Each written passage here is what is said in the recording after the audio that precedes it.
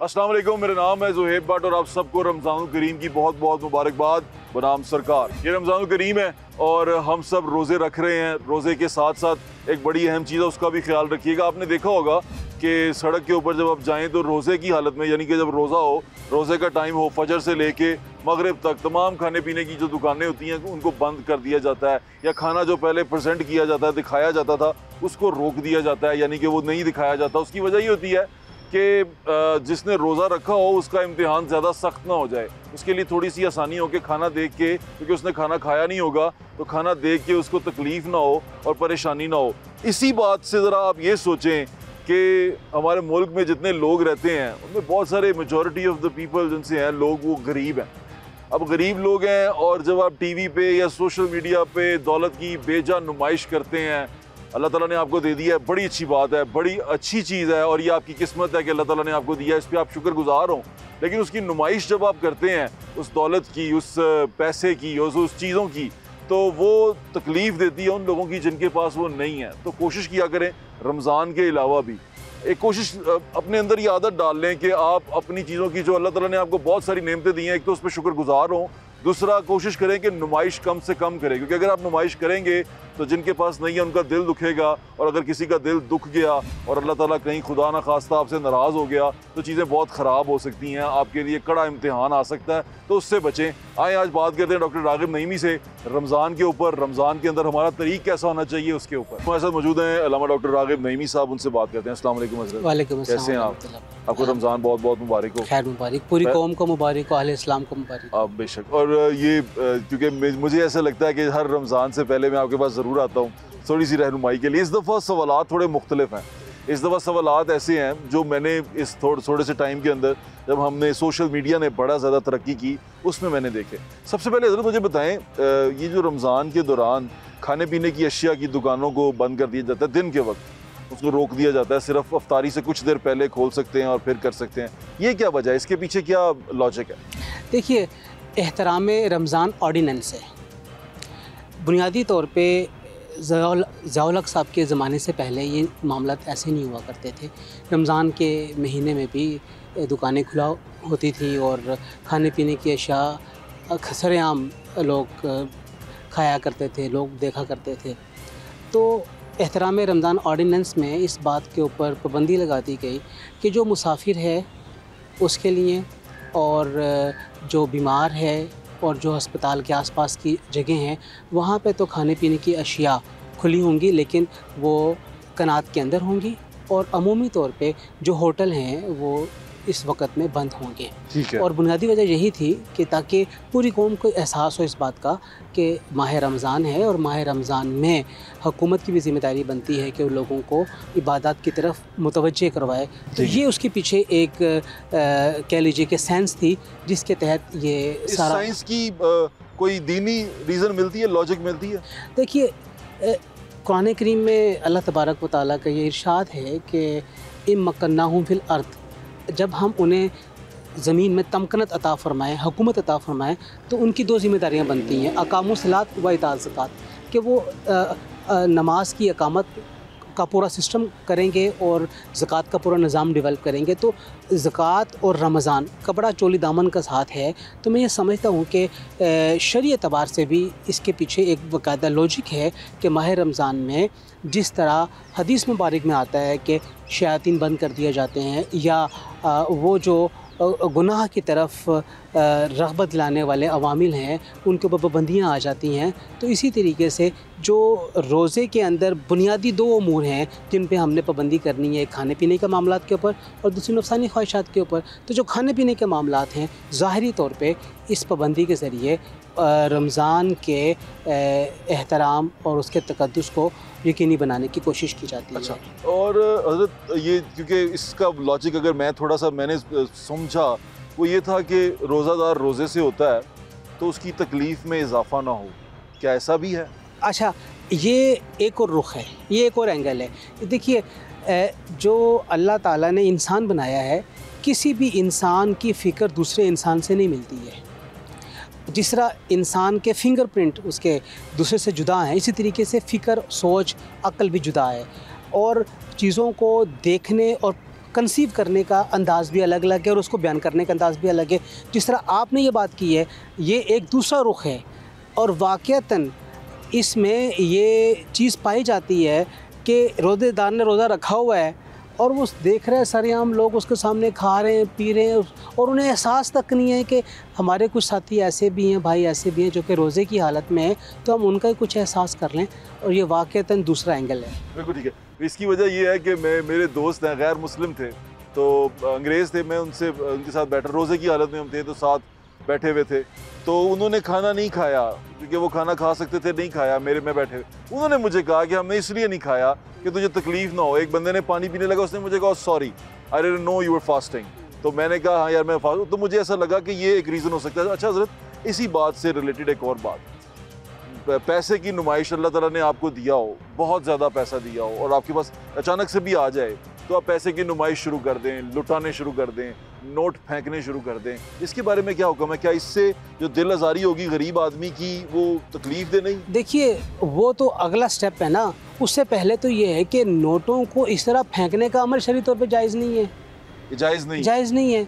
ये आप जिसके ज़रिए से आपने ख़रीदारी करनी है, ये उसकी बेतौकीरी है। और फिर नोट जब फेंके जाते हैं वो ज़मीन पे गिरते हैं, उनके ऊपर तस्वीर बनी हुई है, किसी के ऊपर मस्जिद बनी हुई है, किसी के ऊपर किसी शख्स की तस्वीर बनी है और किसी जगह के ऊपर कोई नाम लिखा हुआ है, तो ये तो तौहीन है। तो मैं तो ये समझता हूँ कि नोट तो बिला वजह इस तरह ना फेंके जाने चाहिए और ना उसकी नुमाइश होनी चाहिए। और मैं तो इस बात के ऊपर हैरान हो चुका हूँ कि आजकल शादियों में एक नया रवाज देखने में आ रहा है, लोग $1 के नोट फेंक रहे हैं। हाँ जी, यानी पुराने से कई तो नकली हैं, ये तो मुझे नहीं पता नकली भी फेंक रहे हैं। अच्छा, अब ये देखें, ये एक और ट्रेंड सामने आ रहा है और ये हमारे माशरे की जो अबतरी है, जो सोशल वैल्यूज़ का गिरावट है, उसका एक इजहार हो रहा है। तो मैं तो बिल्कुल इसको कंडेम करता हूँ और मैं समझता हूँ कि ये दुरुस्त नहीं है। पैसे के दिखावे, दौलत की नुमाइश, इसके बारे में आप क्या बताते हैं कि इसके बारे में क्या हुक्म है, दौलत की बेजा नुमाइश के बारे में? देखिए, दौलत की बेजा नुमाइश हकीकत में उस शख्स की अंदरूनी कमज़ोरी का इजहार कर रहा है। बंदा कमज़ोर है, अंदर से कमज़ोर है। हजरत, हमारे यहाँ तो सोशल मीडिया पे लोग इतनी नुमाइश करते हैं, कई तो चलते ही इस वजह से हैं कि वो दौलत दिखाते हैं। नहीं, कमज़ोर से मुराद ये है कि अखलाकी तौर पे वो कमज़ोर है। मैं जिस्मानी कमज़ोरी की बात नहीं कर रहा। अच्छा। अखलाकी कमज़ोरी है ये। मतलब अल्लाह ताला ने अगर तुझे दिया है तो उसका इजहार, तो अगर लोगों में माल तकसीम करने के साथ है तो उसमें हुक्म ये है कि जब तुम दाएं हाथ से दो तो बाएं हाथ को भी ना खबर हो कि दिया क्या है। और यहाँ पे क्या होता है, यहाँ पे तकसीम होता है, तस्वीर खिंचती है, अखबार में छपती है, चैनल्स के ऊपर ऑन एयर होती है, और जब तक तो ये तमाम चीज़ें ना हो, देने वाले को मज़ा ही नहीं आता।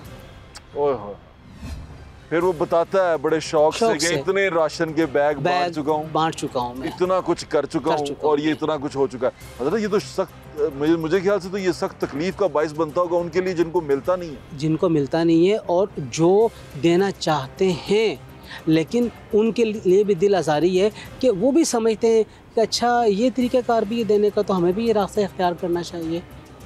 तो हकीकत में शरीयत में देने का अमल पसंदीदा है, लेकिन उस देने के अमल की नुमाइश नहीं होनी चाहिए। इसीलिए नवाफिल के बारे में कहा गया उसे घर में जाके पढ़ा जाए, लोगों के सामने ना पढ़ा जाए कि लोग समझें बड़ा नमाजी है, फ़र्ज़ भी पढ़ा इसने, वाजिब भी पढ़ी है, सुन्नत मुअक्कदा भी है, और अब नफलों पे नफल पढ़ रहा है ये।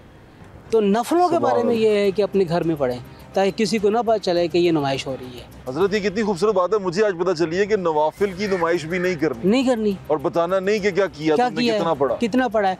तो ये तो सदका खैरात, ये तो नफल है। असल चीज़ तो थी ज़कात, ज़कात अदा कर दी, लेकिन उसके अलावा जो दे रहा है अल्लाह के नाम पे दे रहा है, तो ये तो वो नफल है, ये तो अज़ाफ़ी माल दे रहा है। तो अज़ाफ़ी माल देने के बारे में यही है कि छुप के देना चाहिए उसे, छुप के देना चाहिए। हज़रत, छुप के देने से, इस तरह बांटने से, मुझे बताएं कि पड़ोसी के बारे में क्या अहकामात है, क्योंकि मैंने अब आके हमें ये महसूस होता है कि हमारा पड़ोसी जो उनसे है वो बेचारा बुरे हाल में होता है और हम अपने घरों के अंदर देगों पे देगें चढ़ा रहे होते हैं, पैसा फेंक रहे होते हैं, उसके सामने घर की नुमाइश कर रहे होते हैं, चीज़ें लगवा रहे होते हैं, गाड़ियाँ खरीद रहे होते हैं, तो पड़ोसी के बारे में इस बारे में क्या अहकामात है? देखिए, हदीस मुबारक में पड़ोसी के हकूक़ अदा करने के बारे में इतनी ज़्यादा अहमियत और इतनी ज़्यादा उसकी फ़जीलत का ज़िक्र है, सहाबा कराम ने तो ये कहना शुरू कर दिया कि हमें अंदेशा है कि कहीं नबी करीम सल्लल्लाहु अलैहि वसल्लम पड़ोसी को भी माले वरासत में हिस्सा ना दिला दें। यानी वो इतना ज़्यादा हकूक़ के अंदर आगे बढ़ जाए कि जो माले वरासत अज़ीज़ अकरबा में तकसीम होने हैं वो कहीं पड़ोसियों का ना मिलना शुरू हो जाए। और हुक्म क्या है, आपने घर में कोई चीज़ लेकर आनी और आपने तकसीम नहीं करनी तो उसे पड़ोसी के बच्चों से छुपा के लेकर आओ। एक ज़माना था ये जो ये दोबारा बताएं, पड़ोसी के बच्चों से छुपा के लाओ कि कहीं उनके वालिद या उनके बड़े वो चीज़ प्रोवाइड ना कर सके तो उनकी दिल आज़ारी ना हो बच्चों की। एक ज़माना था रैगज़ीन के हैंड बैग बना करते थे, बाज़ार से हम गोश्त परचेज़ करते थे, सब्ज़ी लाते थे, फल लाते थे, उस रैगज़ीन के बैग में डाल के लाते थे ताकि किसी को पता ना चले कि बैग में क्या चीज़ आ रही है। और आज प्लास्टिक बैग है, शॉपिंग बैग है, शॉपर जिसे हम कहते हैं, जिसके ऊपर पाबंदी है कि चीज़ें तो ब्रांड का नाम लिखा होता है, ब्रांड के नाम लिखा होता है। अब और उसके साथ साथ होता क्या है, वो ट्रांसपेरेंट होता है, जो चीज़ होती है वो नज़र आ रही होती है। हर कोई किसी ना किसी तरह किसी ना किसी दिखावे पे है, वो ये बताने की कोशिश करता है कि गाड़ी बड़ी है, पैसे में जेब में पैसा बहुत ज़्यादा है, फ़लाँ को जानता हूँ, फ़लाँ को जानता हूँ। एक वक्त था बोस्की का सूट पहना जाता था, 6 पाउंड की या 8 पाउंड की बोस्की होती थी और जेब के अंदर लाल रंग का नया नकोर नोट रखा जाता था ताकि दूर से पता चले कि इसकी जेब में नया नोट है।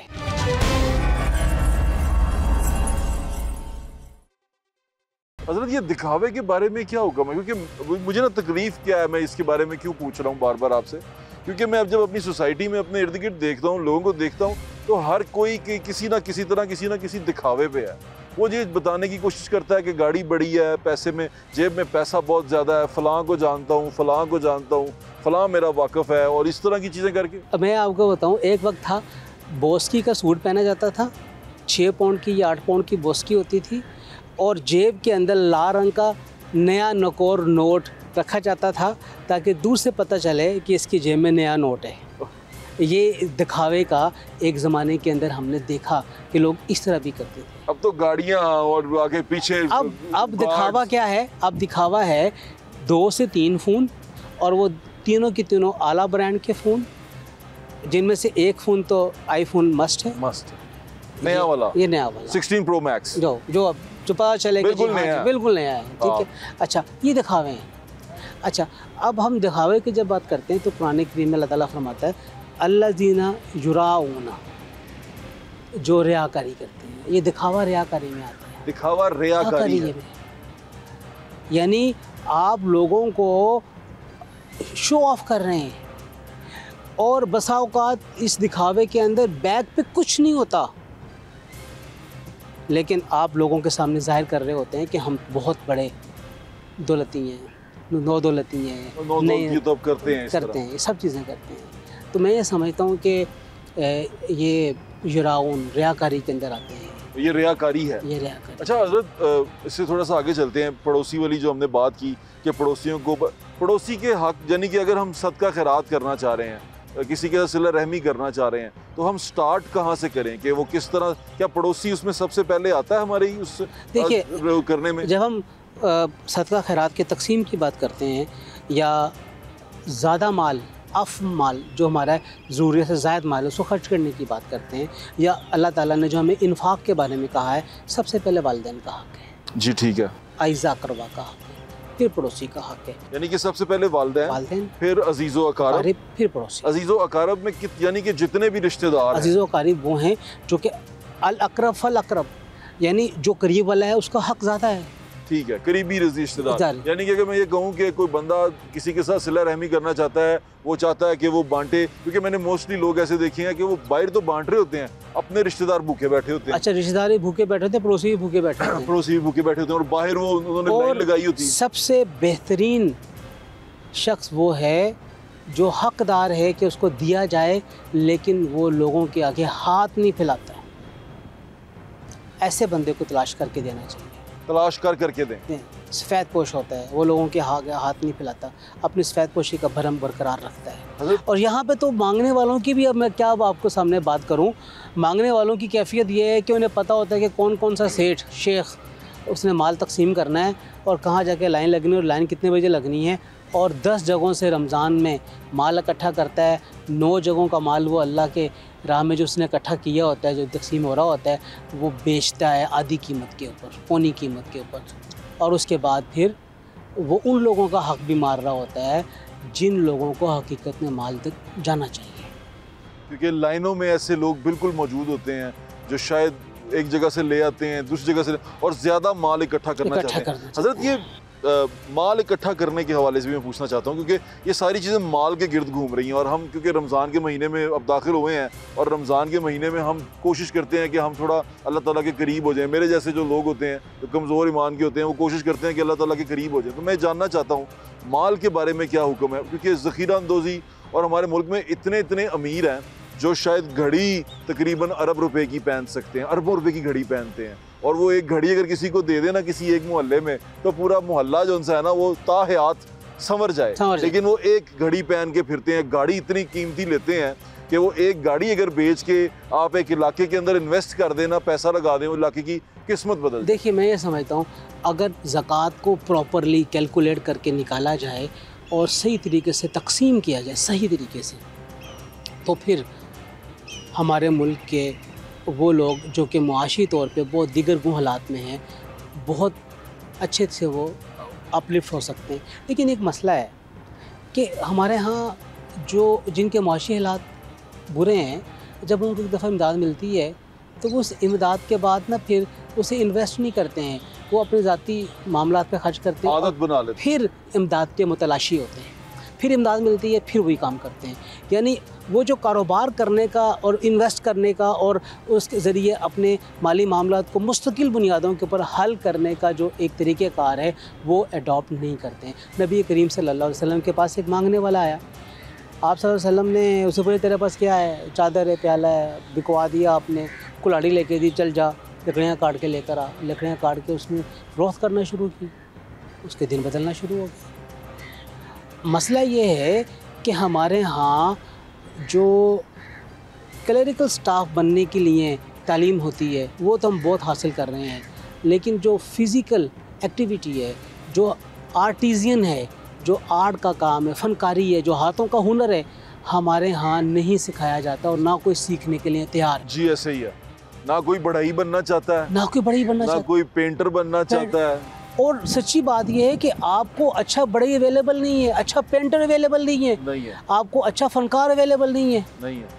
बिल्कुल नहीं है। और ये वजह यही है कि हम हर कोई अफसर बनना चाहता है, क्योंकि पैसे कमाना चाहता है। और मैं आपको और बात बताऊं, आप अच्छे पेंटर बन जाएं, अच्छे बढ़ई बन जाएं, अच्छे काम करने वाले बन जाएं, आप लाखों रुपया कमा सकते हैं। बिल्कुल ऐसे ही है, लेकिन मेहनत से जी चुराते हैं हम लोग, बिल्कुल चुराते हैं। माल दौलत ये सारी चीज़ें ये अल्लाह ताला के इख्तियार में से आती हैं, क्योंकि अल्लाह ताला की हैं, अल्लाह ताला की मलकियत अल्लाह ताला की है। जब वो देता है हमें तो क्या वो इसका हिसाब लेगा इख्तियार और इक़्तिदार का और इस दौलत का जो उसने हमें दिया है? कोई अगर ख़ुदकुशी करता है तो हुक्मरान से सवाल होगा कि ख़ुदकुशी उसने की है, तेरे होते हुए तू हुक्मरान था, क्यों हुई है? कोई गरीब के बच्चे भूखे सोते हैं तो हुक्मरान से सवाल होगा। एक मैं सवाल खुद से भी पूछता हूँ, मुझे कभी कभी ऐसा लगता है कि अल्लाह ताला जब इख्तियार, क्योंकि दौलत माल दौलत ये सारी चीज़ें ये अल्लाह ताला के इख्तियार में से आती हैं, क्योंकि अल्लाह ताला की हैं, अल्लाह ताला की मलकियत अल्लाह ताला की है, हाकमियत अल्लाह ताला की। जब वो देता है हमें तो क्या वो इसका हिसाब लेगा इख्तियार और इक़्तिदार का और इस दौलत का जो उसने हमें दिया है? मैं इसकी मिसाल आपके सामने देता हूँ। एक आदमी के पास ख़र्च करने के लिए 1 लाख रुपया है और एक के पास 1000 रुपया है। 1000 रुपये वाले से हिसाब लें तंदूर के ऊपर खड़ा करके, और 1 लाख वाले से हिसाब लें तंदूर पे खड़ा करके। जो 1000 वाला है ना वो ऐसे अपना हिसाब दे के फारिग होकर उतर आएगा नीचे, और लाख वाला वो तकसीम तफसील बताएगा, फ़लाँ इतनी जगह खर्च की है, फ़लाँ इतनी जगह की है। तो आप यही एक मिसाल ज़हन में रख लीजिए कि अल्लाह ताला के यहाँ भी फिर एक हिसाब किताब होना है। तो जिसको कम होगा उसका हिसाब किताब भी जल्दी ख़त्म हो जाएगा। और फिर एक और बात है, जो साहिब इक़्तिदार और इख्तियार है उसकी जवाबदेही हज़रत उमर फ़ारूक रज़ी अल्लाह ताला अन्हु के इस फ़िक्रे से हमें लेनी चाहिए कि नील के साहिल पे अगर एक कुत्ता भी प्यासा होगा, उमर तुझसे उसके बारे में सवाल किया जाएगा। तो ये हमारे यहाँ हुक्मरानी ली जाती है, हमारे यहाँ ओहदे लिए जाते हैं, हमारे यहाँ आला मकामात हासिल करने की कोशिश की जाती है। लोगों को इस बात का एहसास नहीं कि उनसे इसकी जवाबदेही भी हुई है। जवाबदेही तो भूल ही गए, जवाबदेही भूले हुए, हमें पता ही नहीं कि ये इसकी जवाबदेही भूले। पूछ होगी, कोई पूछेगा। कोई अगर पंजाब के किसी कोने के अंदर ख़ुदकुशी करता है तो हुक्मरान से सवाल होगा कि ये ख़ुदकुशी उसने की है, तेरे होते हुए तू हुक्मरान था, क्यों हुई है। कोई गरीब के बच्चे भूखे सोते हैं तो हुक्मरान से सवाल होगा। इंशाल्लाह होगा। बच नहीं सकते हैं। नहीं बचना भी चाहिए, होना चाहिए ये सवाल, क्योंकि हज़रत नज़र ये आता है कि जब ये इक़्तिदार में आते हैं, ये गाड़ियाँ, ये आगे पीछे मुलाजिम, ये तो कौम के हैं ना, जो कौम ने दिए हैं कि आप हमारी खिदमत बेहतर कर सकें, तो ये देखिए इख्तियार ले लें। अरबी ज़बान का मैक्सिम है सैयदुल कौम खादिमुहुम, जो कौम का सरदार होता है वो उनका खादिम होता है। जो कौम का सरदार है वो उनका खादिम है। उसे खादिम होने की हैसियत से ही काम करना चाहिए और तसव्वुर करना चाहिए कि वो वाक़ईतन कौम का खादिम है। अच्छा हज़रत जी, ये जो अब रमज़ान का महीना है, इबादत का सिलसिला जारी हो चुका हुआ है, इबादत और सिला रहमी, इन दोनों के बारे में बताएं कि क्या जिनसा है वो अफजल है, सिला रहमी या इबादत? दोनों अपने अपने मुकाम पे अफजल हैं। इबादत के वक्त में इबादत अफजल है, सिला रहमी के वक्त में सिला रहमी अफजल है। सिला रहमी आती है आपके पास माल के वाफिर होने से, और इबादत के लिए माल का होना ज़रूरी नहीं है। आप बग़ैर माल के भी इबादत करेंगे अल्लाह रब्बुल इज़्ज़त की। और इबादत जो है वो क्या है? इबादत तो इस बात का इजहार का नाम है कि ए परवरदिगार, हम तेरे बंदे, तेरी मखलूक हैं, हम तुझसे मांगते हैं, तेरे आगे झुकते हैं, और सजदे के लिए लायक सिर्फ़ और सिर्फ तेरी ज़ात है, तो हम तेरी ही इबादत करते हैं बस। तो इबादत और सिला रहमी का अपना अपना मुकाम, अपना अपना मकाम। अच्छा हज़रत, सिला रहमी के बारे में जो आपने कहा कि दौलत हो तो सिला रहमी होती है, सिला रहमी तो और तरीक़ों से भी हो सकती है, दस्ते शफ़क़त से भी हो सकती है, अच्छा बोलने से भी हो सकती है, इसके बारे में क्या होगा? आप किसी दुखी इंसान से 2 लफ्ज़ मोहब्बत के बोल लें तो उसकी आंखों में आंसू आ जाते हैं। जी ऐसे ही। और किसी रोते हुए इंसान को आप सीने के साथ लगा लें तो उसके आंसू थम जाते हैं, और वो दस्ते शफ़क़त जो किसी बच्चे के हाथ पे रखा जाए वो अपने आप को बड़ा महसूस करने लगता है। जी ऐसे ही। तो मैं ये समझता हूँ कि ये असल में हमारे रवैये हैं। इस्लाम ने रवैयों पर ज़्यादा ज़ोर दिया सही करने के लिए, और इबादत इंसान को नरम करती है, रिफ़्क़ पैदा करती है, और ये रिफ़्क़ उसके रवैयों में उसका इजहार होना चाहिए।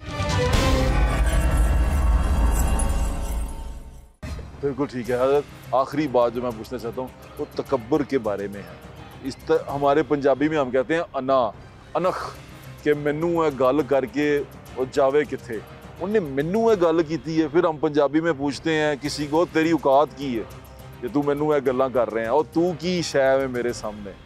ये अना और तकब्बुर के ज़ुमरे में आता है ये चीज़ें, और इस तरह सिर्फ किसी का घूर के देखने पे लड़ाई कर बैठना, किसी को ख़ुद के सर रास्ता काट जाने पे या कंधा लग जाने पे लड़ाई कर बैठना, और लड़ाई को इतना बढ़ा देना कि वो एक इशू इख्तियार कर जाए, तो उसको ये तकब्बुर और अना के ज़ुमरे में आता है। जी बिल्कुल, तकब्बुर है, अना है, और ये उस वक़्त आता है जब कोई अपने आप को दूसरों से बड़ा महसूस करता है, और बड़ा महसूस होता है पैसे के ज़्यादा होने की वजह से, मुआशरे के अंदर किसी मकाम पर इख्तियार आ जाने की वजह से, या फिर ज़मीन ज़्यादा हो जाने की वजह से, या फिर औलाद ज़्यादा हो जाने की वजह से, या फिर फॉलोइंग ज़्यादा हो जाने की वजह से। फॉलोइंग ज़्यादा हो जाए, ये नया वाला तो आजकल यही है, तो उससे भी तकब्बुर आ जाता है। तो तकब्बुर तो बड़ी ख़तरनाक चीज़ है। आप ये देखिए, ये जितने भी सोशल मीडिया के ऊपर फॉलोअर्स को लेकर फिर रहे होते हैं, उससे उनके 1 मिलियन 2 मिलियन 4 मिलियन। और मज़े की एक बात बताऊं, जब ये अल्लाह के पास जाते हैं ना, तो उन 4 मिलियन में से किसी एक की भी हिम्मत नहीं होती जाके जनाजे में शिरकत करे। अस्तगफिरुल्लाह। आती है। बेशक फॉलोअर्स हैं, जनाजे में नहीं शामिल होंगे और वो नेट के ऊपर ही कह देंगे इन्ना लिल्लाहि व इन्ना इलैहि राजिऊन, नीचे लिख देते हैं बस दैट्स ऑल। लेकिन अगर ये तकब्बुर जो है ये तो हमारे अमाल this is the only following, ये है फॉलोइंग बस। ये तकब्बुर तो अमाल खा जाएगा हमारे। तकब्बुर इंसान की नेकियों को इस तरह खा जाता है जिस तरह आग लकड़ी को खा जाती है, हदीस के अल्फाज हैं। तकब्बुर ऐसे खा जाता ऐसे खा जाता है। तो ये जो फॉलोअर्स के ऊपर हम इतना अकड़ते हैं, फिर बाद में ये भी कह देते हैं अल्लाह का बड़ा शुक्र है सही जा रहे हैं असी, अल्लाह का बड़ा शुक्र है और चल तो अगे हो। तो ये तो सारा निज़ाम ही अजीबो गरीब होता जा रहा है और बच्चे तो अब ये सीख भी रहे हैं। हाँ, सीख रहे हैं, सब चीज़ें हो रही हैं और ये मुआशरे के ताने बाने के लिए इंतहाई ख़तरनाक है। हज़रत, ये जो लोग इस तरह करके आगे आए हैं, इसमें आप अपनी कमज़ोरी नहीं समझते कि दीन सिखाने वाले जिनसे हैं वो नई नस्ल को कुछ राग़िब भी नहीं कर सके अपनी तरफ? आपका नाम भी राग़िब है। मैं ये अर्ज़ करूँगा कि दीन सिखाने वालों को भी अपनी स्ट्रेटजी चेंज करने की ज़रूरत है। जिस तरह दीन बिगाड़ने वाले स्ट्रेटजी इस्तेमाल कर रहे हैं, इस तरह दीन सीखने वालों को भी नए गैजेट्स इस्तेमाल करने होंगे दीन फैलाने के लिए। अगर वो पीछे रह जाएंगे तो बहुत पीछे रह जाएंगे और दीन पीछे रह जाएगा और दीन सीखने वाला कोई नहीं होगा। दीन सीखने वाला कोई। क्योंकि हज़रत, क्योंकि ये जब ये वाले लोग फेमस होते हैं तो फिर इनका जो फ़िक़ा या जिस तरह ये फ़िक्र इनकी होती है, जो ये करते हैं वही इनके पीछे बच्चे करना शुरू हो जाते हैं, ऐसे ही है। जो इनको रोल मॉडल मानते हैं। तो मुझे ऐसा लगता है कि ख़राबी सिर्फ इखलाकी तौर पे नहीं, ये दीनी तौर पे भी हमारी नस्ल में आ रही है। बस कुछ ना पूछें, मामला बहुत ज़्यादा दिगरगू है। तो इसके ऊपर आपने कुछ सोचा? मैं ये ख्याल करता हूँ कि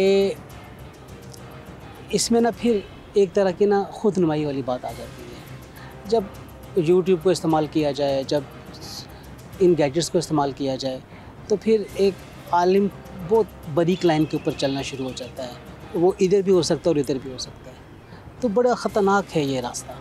चलिए हज़रत, आपके वक्त का बहुत बहुत शुक्रिया, आपने हमारी रहनुमाई की, आपका बहुत शुक्रिया। आपने डॉक्टर साहब की बातें सुन ली, बड़ी अच्छी बातें की, और रोज़े की हालत में जब आप कोई नेकी करते हैं उसका सवाब बढ़ जाता है। तो कोशिश करें कि नेकियां जिनसी हैं वो ज़्यादा से ज़्यादा हों, और ताकि हमारा जो हिसाब हो, जो हमारा रजिस्टर्ड हो, उसमें हमारी नेकियां अच्छी लिखी जाएँ। और एक छोटी सी बड़ी खूबसूरत बात जो मुझे मेरे किसी बड़े ने बताई, तो मैंने कहा आपसे शेयर कर लूँ, वो ये कि दूसरों के साथ ना आसानी वाला काम मामला अख्तियार किया करें। यानी कि जो अल्लाह की मखलूक है उसके लिए आसानियाँ पैदा करें। जब आप किसी के लिए आसानियाँ पैदा करेंगे, आपके लिए आसानियाँ पैदा होंगी। और जो आप सलूक किसी दूसरे से करते हैं, यानी कि जैसे आप चाहते हैं कि आपके साथ सलूक किया जाए, वैसा अपने भाई के साथ, अपने करीबी लोगों के साथ वो सलूक किया करें। अगर आप चाहते हैं आपके साथ वो सलूक हो जो आप चाहते हैं, तो आप जैसा सलूक आप चाहते हैं वैसा अपने भाई या अपने करीब के लोगों के साथ किया करें। अपना ख्याल रखें। मुझे इजाज़त, इंशाल्लाह फिर मुलाकात होगी। अल्लाह हाफ़िज़। पाकिस्तान जिंदाबाद।